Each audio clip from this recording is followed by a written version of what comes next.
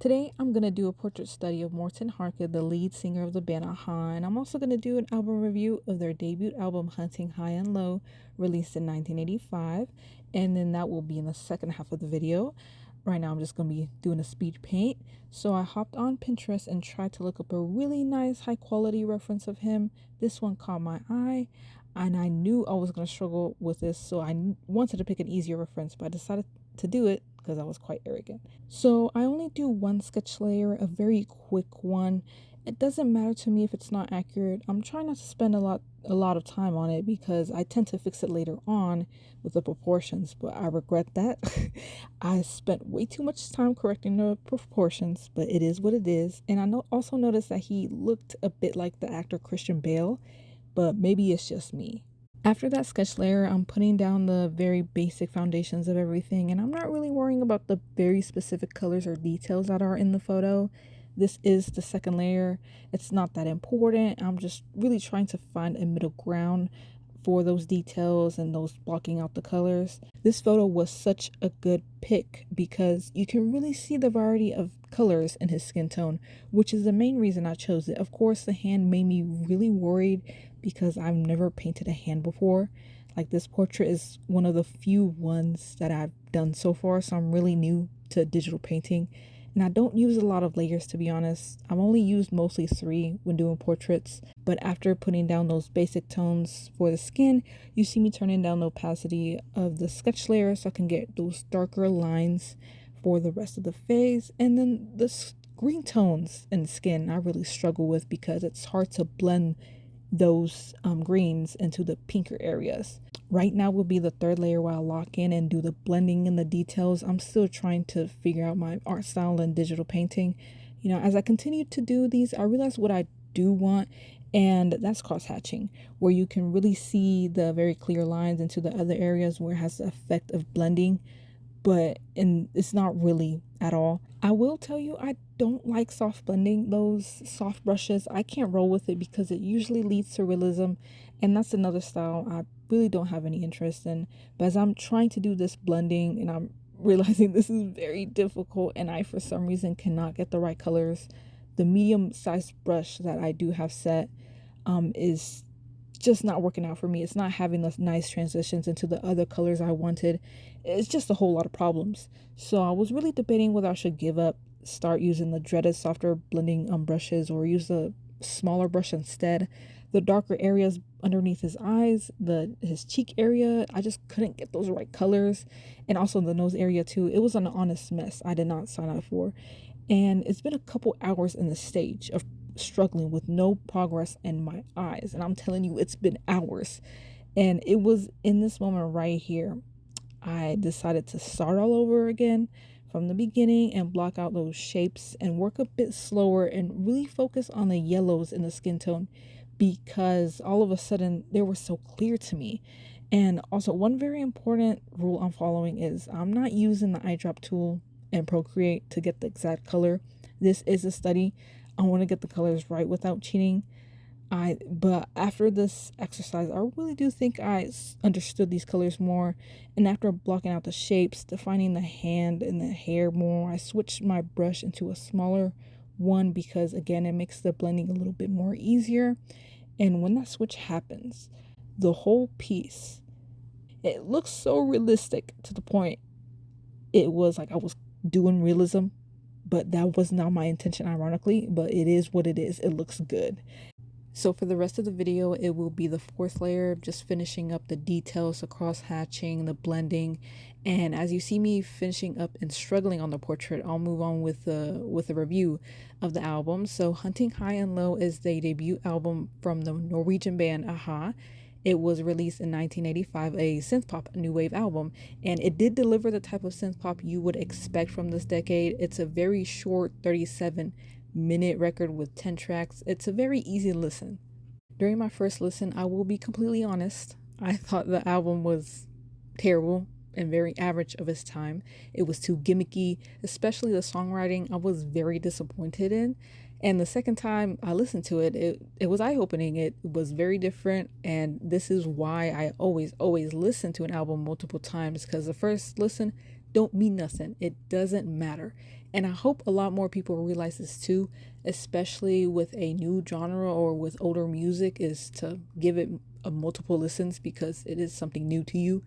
But anyways, as we go on with the opening track, Take On Me, everyone knows this song. It's their biggest hit, it's iconic, and definitely one of the biggest hits of 1985. They're even considered a one-hit wonder because of this song, but that may only apply in the US because they did have some other hits in European countries. This opening track is so iconic. It is a highlight in this album, without a doubt. And I did hate this song whenever I heard it in the past, but when you sit down and actually listen to it, it's an incredible, cute love song. I mean, they cooked, the lead singer absolutely delivered some gorgeous, gorgeous vocals. I mean, what more can you say? It's their biggest hit.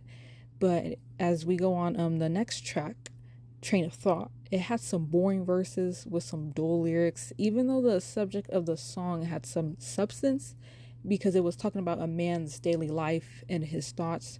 It could have had better seasoning, more flavor, but the better lyrics, in my opinion, won't save the stale, boring production, anyways. But the third track, Hunting High and Low, oof, that, my goodness, this track is my favorite from this record. The lead singer's performance is really felt through the lyrics, where it's about a man who feels the love of his life slipping away and knows that he will have to search and fight to find her again. I mean, it's one of the best of the album. His performance, his vocals, definitely a highlight. But as we move on for the fourth track, it's called The Blue Sky. And this is mid. The lyrics are very questionable with this lyric right here. I'll read it out. The lady at my table doesn't want me here. I just want to talk with her, but she would laugh at my accent and make fun of me. And also this lyric in the same song, I'm dying to be different in the coffee shop. I mean, I know the first lyric is a genuine concern for some people with accents, but I can't take these lyrics seriously. They're funny. I mean, with a little more wit or charm or more seasoning in the songwriting, those lyrics could be transformed into something much more better. I mean, overall, the song being about how the blue sky is a cruel reminder that his love left him, and he's talking about his worries as a young man in a coffee shop. There's nothing more to it. Even the chorus is just a repetition of the song title. I just think this is a bad song, but of course, it's my opinion. So the fifth track is Living a Boy's Adventure Tale. This song is enjoyable. It may not be for me, but it's still really nice to listen to, with the song title perfectly describing the mood and the story of the song. I mean, it's a slow, sentimental song. It's relaxing. The sixth track is The Sun Always Shines on TV. And to be quite blunt, I don't like the song, but I know this is a good song. The beat switch up with its guitars and its keyboard synths. I mean, it's a 5-minute song full of it. The lead singer's vocals were fine, but to me, it didn't somehow fit the song. I know, like, this is a good song, but I don't like it. But that's the case for some of these songs on the album as well. As we move on to the seventh track, it's called And You Tell Me, and it's the shortest, with it being less than 2 minutes, and it's definitely the worst song on the album. If it wasn't on the album, there wouldn't even be a difference. It's just a cheesy song about love not being appreciated. It's nothing more. And then the eighth track is called Love is Reason, and I don't like this song at all. The sunshine bubblegum pop chorus gets old real quick.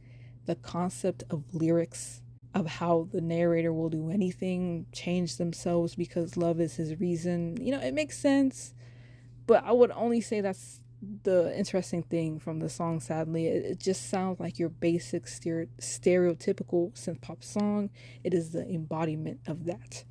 But the ninth track is Dream Myself Alive, and to be honest, there's not a lot to say. It's quite mid. The chorus is the only memorable part for me, despite its high tempo type beat. It's just mid. The last final track is Here I Stand and Face the Rain. It's another beautiful high from this album. This chorus is so incredibly lovely.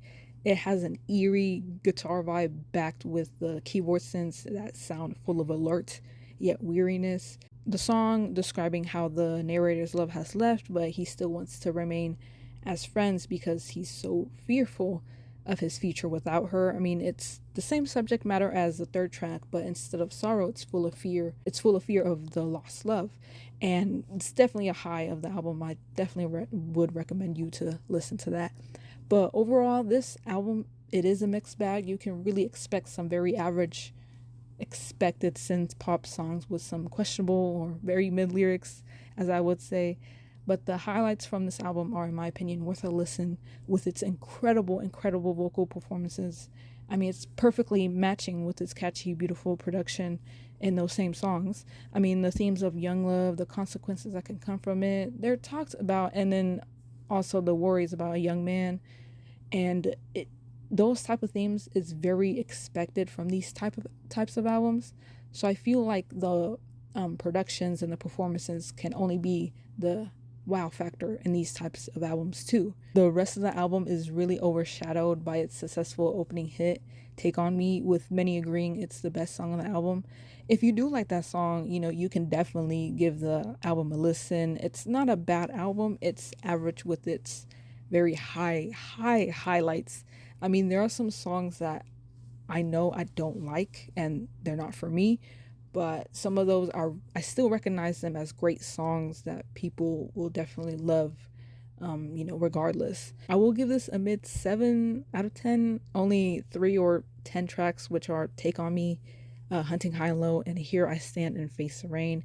Those 3 tracks I loved, and I have been religiously listening to them for the past couple of weeks. Yeah, those are the highlights for me. Let me know what your favorites, least favorites, or opinions, or if you disagree with me. That's the album review, and as you can see, I'm finishing up by putting those last details, those lines in the opposite direction, so it can really have the effect of the realistic skin, the red spots, and the shaved area around his chin and his mouth. And I did realize by the end the proportions were a little off. His face should be a little bit more smaller and moved higher, but I decided not to fix it, even though it irritated me a lot, because like this is a study of the human skin tones. It's to learn, so nothing more.